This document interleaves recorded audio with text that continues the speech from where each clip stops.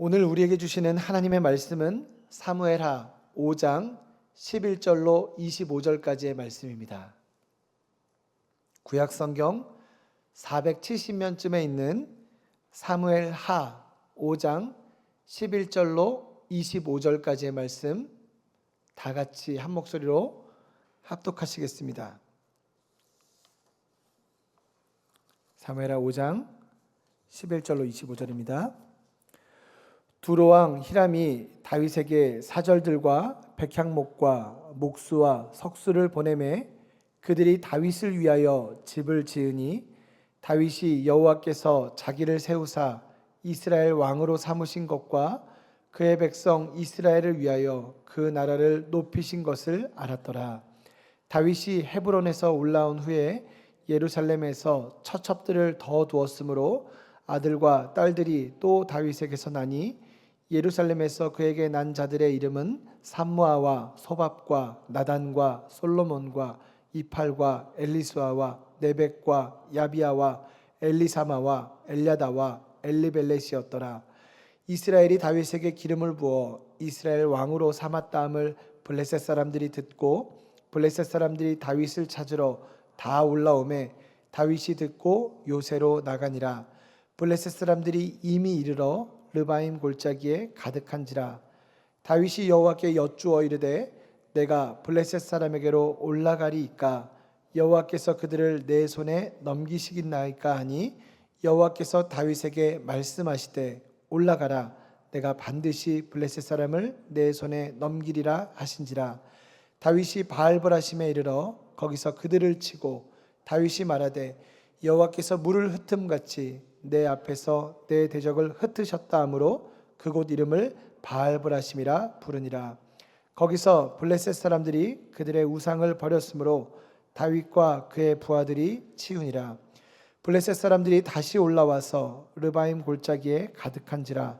다윗이 여호와께 여쭈니 이르되 올라가지 말고 그들 뒤로 돌아서 뽕나무 숲을 맞은편에서 그들을 기습하되 뽕나무 꼭대기에서 걸음 걷는 소리가 들리거든 곧 공격하라.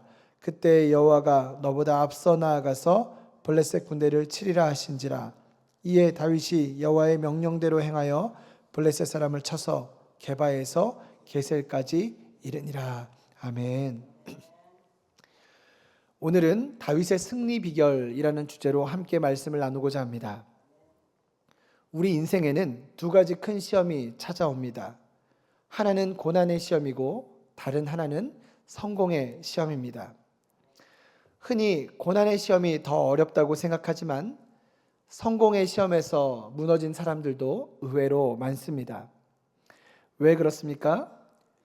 고난의 자리에서는 겸손히 하나님을 찾고 의지하지만 성공의 자리에 서게 되면 하나님을 잊어버리고 자기 생각을 따르고 자기 방식대로 해결하려고 하다가 어려움을 겪게 되는 것입니다. 솔로몬을 생각해 보시기 바랍니다. 처음 왕이 되었을 때에는 자신의 부족함과 한계를 인정하는 겸손한 사람이었습니다. 하나님이 큰 사명을 주셨지만 자기 힘으로는 감당할 수 없음을 깨닫고 겸손히 주님 앞에 엎드렸습니다. 누가 주의 이 많은 백성을 재판할 수 있사오리이까? 듣는 마음을 종에게 주사 주의 백성을 재판하여 선악을 분별하게 하옵소서. 이것이 솔로몬의 기도였습니다. 여기서 듣는 마음은 지혜로운 마음, 분별하는 마음을 의미합니다. 하나님, 내가 잘 다스려 보겠습니다가 아니라 하나님, 당신의 뜻을 잘 분별하기 원합니다 라고 기도했습니다. 진짜 지혜는 많이 아는 것이 아닙니다. 하나님의 음성을 잘 듣고 분별하는 것이 지혜입니다. 그러나 그는 끝까지 마음을 지키지 못했습니다. 은혜롭게 시작했지만 중간에 큰 실패를 경험하게 됩니다. 그 이유는 무엇입니까? 하나님의 말씀보다 세상의 소리에 귀를 기울였기 때문이고 성공의 자리에서 교만하여져서 하나님을 떠났기 때문입니다. 신앙은 한 번 하나님을 의지하는 것이 아닙니다. 매일 매 순간 하나님을 의지하는 것입니다. 한 번 하나님께 구하고 마는 것이 아니라 평생 그 마음을 지키는 것입니다. 사랑하는 여러분, 고난의 시험보다 성공의 시험이 더 위험할 수 있습니다. 고난은 우리를 하나님 앞에 무릎 꿇게 하지만 성공은 우리에게 하나님을 잊게 만들기 때문입니다. 오늘 본문은 이 두 가지 시험 앞에 선 다윗의 이야기를 기록하고 있습니다. 성공에서 다윗은 어떻게 반응했는지, 또 위기의 자리에서 다윗이 어떻게 반응했는지, 그리고 그 반응이 어떤 결과를 가져왔는지 함께 살펴보길 원합니다. 사무엘하 5장 10절은 다음과 같이 선언합니다.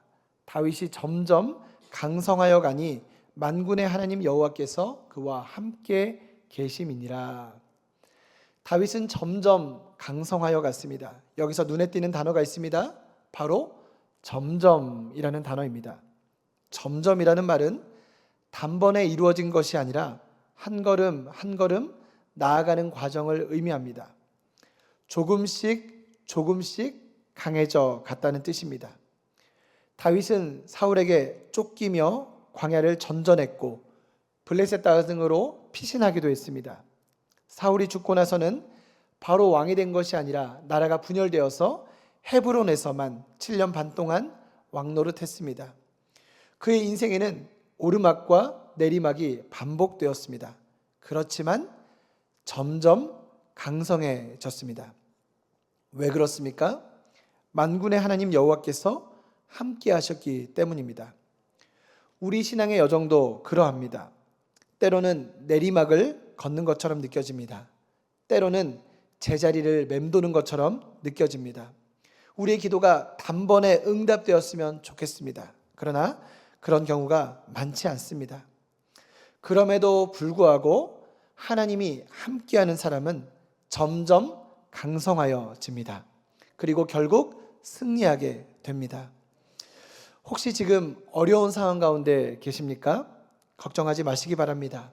아무리 힘들고 아무리 어려워도 우리가 주님께만 붙어 있는다면, 주님이 우리와 함께 하신다면, 내가 주님 편에 서 있다면 결국은 강성하게 되고 승리하게 될 줄 믿습니다.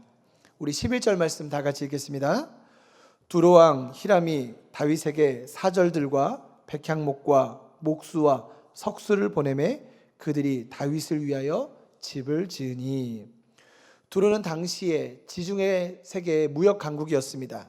두로왕 히람이 다윗에게 백향목과 숙련된 기술자들을 보내주었습니다. 이것은 단순한 선물이 아니라 당신의 나라를 우리와 동등한 강국으로 인정합니다라는 외교적 의미가 담긴 선물이었습니다.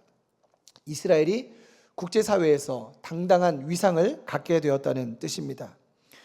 별 볼 일 없는 목동에 불과했던 그가 이제 국제적으로 인정받는 강국의 왕이 되었습니다. 많은 사람들이 알아주고 인정해주는 성공의 자리에 서게 된 것입니다. 이때 다윗은 어떻게 반응했습니까?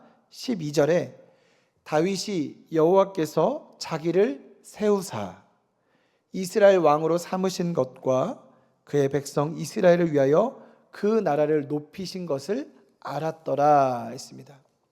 다윗이 하나님의 주권을 인정했다는 것입니다. 여기서 알았더라 라고 번역된 단어는 히브리어로 야다입니다. 단순한 지식이 아니라 경험적으로 알게 된 것을 말하고 부부 사이의 친밀한 알을 의미합니다. 다윗이 무엇을 알았습니까? 여호와께서 자기를 세우신 것을 알았습니다. 왕이 된 것이 자기 능력으로 된 것이 아니라 하나님의 은혜로 말미암은 것임을 알았습니다. 그리고 자신을 위해서 왕으로 삼으신 것이 아니라 하나님의 백성을 위한 것, 하나님의 백성을 섬기라고 주신 것임을 알았습니다. 우리는 종종 성공의 자리에서 문장의 주어를 바꿀 때가 있습니다. 하나님이 하셨다고 고백해야 하는데 내가 했다고 말하는 것입니다. 그러나 다윗은 하나님의 주권을 인정했습니다. 성경은 말씀합니다. 너는 마음을 다하여 여호와를 신뢰하고 내 명철을 의지하지 말라. 너는 범사의 그를 인정하라. 그리하면 내 길을 지도하시리라. 모든 자리에서 하나님을 인정하고 신뢰하는 사람이 진정으로 하나님을 아는 사람입니다. 그런데 여기서 우리는 다윗의 한계도 발견하게 됩니다. 13절에 그가 처첩들을 더 두었다라고 기록하고 있습니다. 신명기 17장 17절을 통해서 하나님은 분명히 경고하셨습니다. 그는 철을 많이 두어서 그의 마음이 미혹되게 하지 말 것이며, 하나님이 자신을 세우셨음을 알면서도 성공이 가져다주는 그 유혹들을 탐닉했다는 것입니다. 이것은 훗날 밧세바 사건의 씨앗이 되었습니다. 이것은 무엇을 의미합니까? 야단은 한 번의 고백으로 끝나서는 안 된다는 것입니다. 매 순간 반복되어야 합니다. 오늘 하나님의 은혜를 고백했다고 해서 그것이 내일까지 이어진다는 보장이 없습니다. 우리는 교만하고 우리는 악한 존재이기 때문에 날마다 말씀 앞에서 자신을 새롭게 해야 하는 것입니다. 사업이 잘 되고 자녀가 잘 되고 인생의 모든 것이 형통할 때에 우리는 다음과 같이 고백할 수 있어야 합니다. 주님이 이 모든 것을 허락하셨습니다. 제가 어떻게 하길 원하십니까? 어떻게 사용하길 원하십니까? 주여 말씀하여 주옵소서. 18절 말씀 다 같이 읽겠습니다. 블레셋 사람들이 이미 이르러 르바임 골짜기에 가득한지라. 아멘. 블레셋과 이스라엘은 오랜 원수지간이었습니다. 그들은 사울왕의 생명을 앗아갔습니다. 이제는 새로 왕으로 등극한 다윗을 치기 위해서 몰려왔습니다. 그런데 그 숫자가 엄청났습니다. 르바임 골짜기에 가득할 정도였습니다. 압도적으로 많은 숫자였다는 것입니다. 절체절명의 위기의 순간에 다윗은 어떻게 반응했습니까? 19절 말씀 다 같이 읽겠습니다. 다윗이 여호와께 여쭈어 이르되 내가 블레셋 사람에게로 올라가리이까 여호와께서 그들을 내 손에 넘기시겠나이까 하니. 아멘. 하나님께 여쭈었다는 것입니다. 여기서 여쭈어라고 번역된 단어는 히브리어로 샬이라는 단어입니다. 내 계획을 내려놓고 하나님의 뜻을 구했다라는 의미가 있습니다. 답을 정해놓고 하나님의 뜻을 구한 것이 아니라 하나님 먼저 묻고 답변을 기다렸다는 것입니다. 사무엘 상하를 보면 다윗이 여호와께 여쭈었다는 기록이 여러 번 나오는데 그일라 성을 구할 때 물었고 확신이 필요해서 다시 한번 물었고 아말렉을 추격할 때 물었고 헤브론에 올라갈 때 물었습니다. 이렇게 다윗은 늘 묻는 것이 습관이 되어 있었습니다. 그는 검증된 지도자였습니다. 이미 소년 시절에 골리앗을 물리쳤습니다.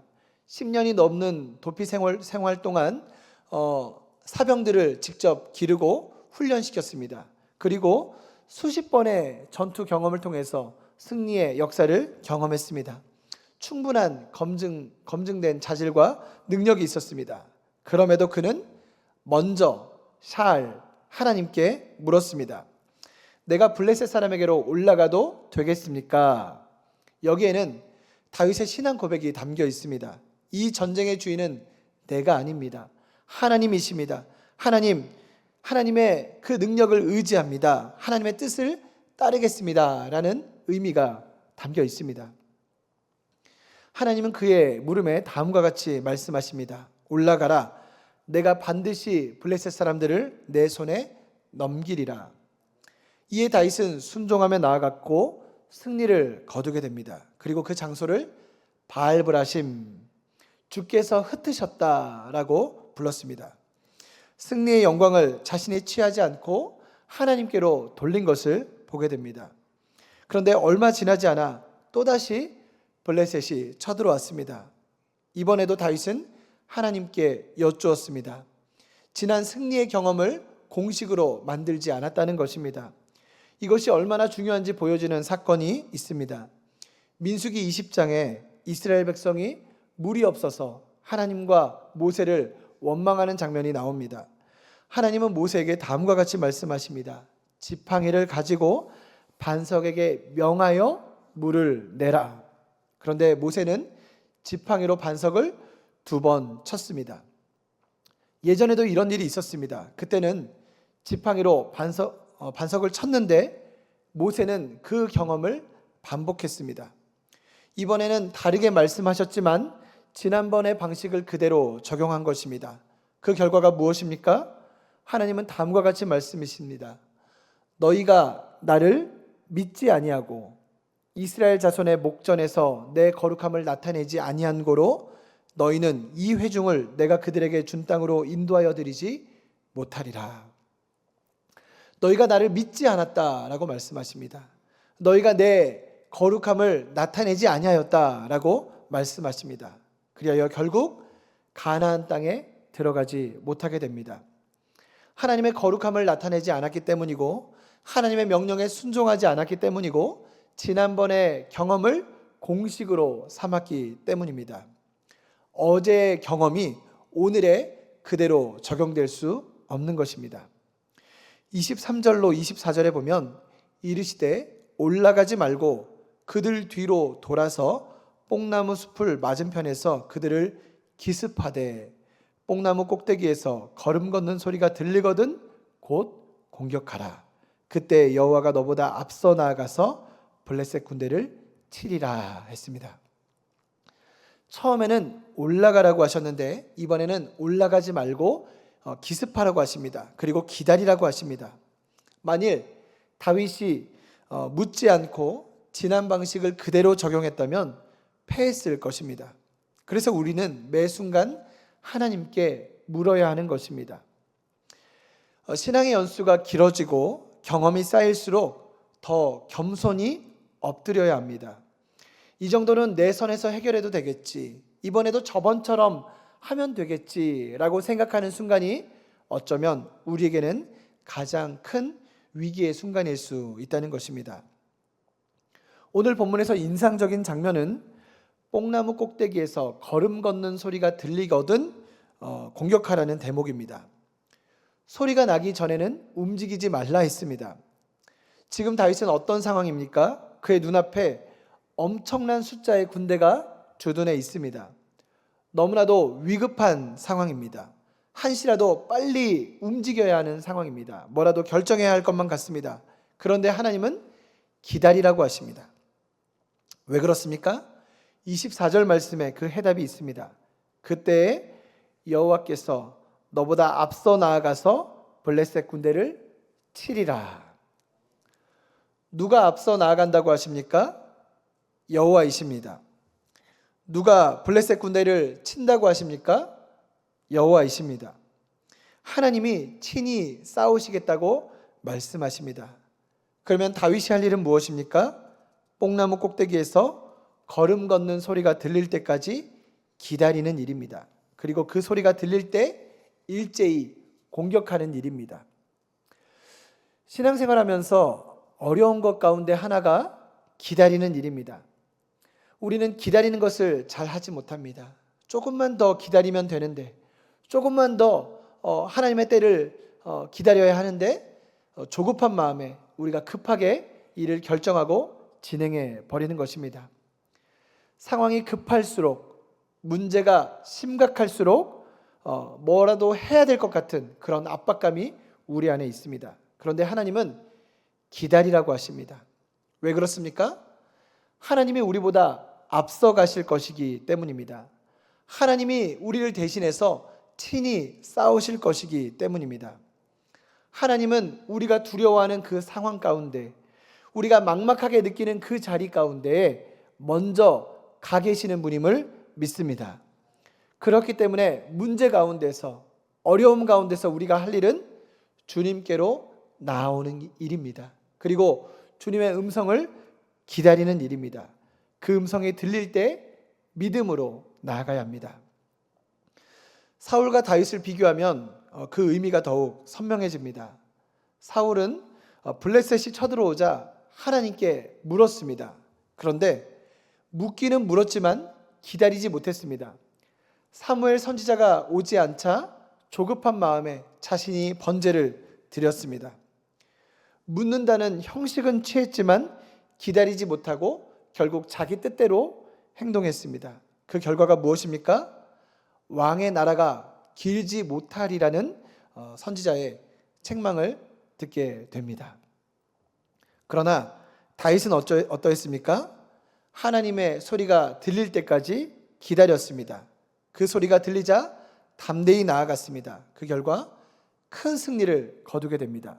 25절에 보면 다윗이 여호와의 명령대로 행하여 블레셋 사람을 쳐서 게바에서 게셀까지 이르니라 했습니다. 게바에서 게셀까지는 약 30km에 이르는 넓은 지역을 의미합니다. 완벽한 승리를 거두었다는 것입니다. 하나님의 명령대로 행하였기 때문에 이해가 되든 이해가 되지 않든, 말이 되든 되지 않든 하나님의 명령에 그대로 순종했더니 하나님께서 큰 승리를 주셨다고 말씀하고 있습니다. 이제 이 말씀을 우리에게 적용하길 원합니다. 첫째로, 모든 상황에서 하나님의 주권을 인정해야 합니다. 하나님을 믿지 않는 사람들은 성공의 자리에서 내가 했다고 말합니다. 그러나 우리는 모든 것이 하나님의 주권 아래에 있음을 믿습니다. 안다는 것은 히브리어로 야다라고 했습니다. 야다는 지식적으로 아는 것에서 그치는 것이 아니라 우리의 입술로 고백되어야 하고 우리의 삶으로 드러날 때 야다라고 할 수 있습니다. 다윗은 블레셋과의 전투에서 승리한 후에 그 장소를 바알브라심, 주께서 흩으셨다라고 이름했습니다. 이처럼 우리도 하나님의 역사를 기억하고 고백하는 자들이 되어야 합니다. 우리 삶의 크고 작은 문제 가운데서 하나님이 함께 하심을 고백하고, 성공의 자리에서도 하나님이 함께 하셨습니다 라고 고백하고, 어려운 자리에서도 하나님이 함께 하실 줄 믿습니다 라고 고백해야 한다는 것입니다. 두 번째로, 매번 새롭게 물어야 합니다. 경험이 쌓이다 보면, 노하우가 쌓이다 보면 나도 모르는 사이에 기도의 자리에서 멀어지게 될 수 있습니다.